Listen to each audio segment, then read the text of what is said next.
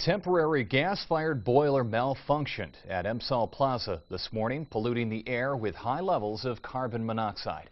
That caused residents of the apartments there next door at the Brighton building to be evacuated.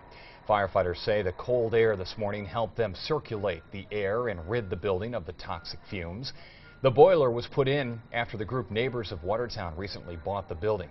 When firefighters arrived this morning, the carbon monoxide levels were at 125 parts per million, more than 3 times the levels at which officials begin to evacuate a building.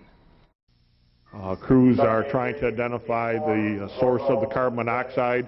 National Grid's been called in to determine which, if any, or all of the heating units may have compromised and cause the elevated CO levels in the building. Although there were carbon monoxide detectors that went off, firefighters are encouraging Neighbors of Watertown, the group that owns the building, to put more CO detectors in. And to continue our coverage, we turn to 7 News reporter Rachel Spots, who is on the phone and has more as residents are starting to come back into the building. Rachel, what are people saying? Well, that's right, Jeff. Residents are being allowed back inside. Things are starting to get back to normal. It seems like a few people walking through the halls, getting settled back into their places.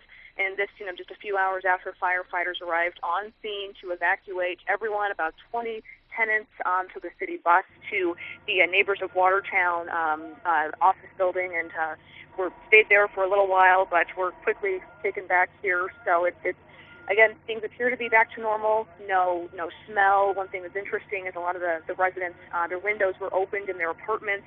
That was a big thing the firefighters did to make sure everything was well ventilated. They used fans just to get the air circulating and get everything out that needed to be out. So pretty quick turnaround given the circumstances, and people are just happy to be back in. That's the feeling I've been getting just walking through the halls here.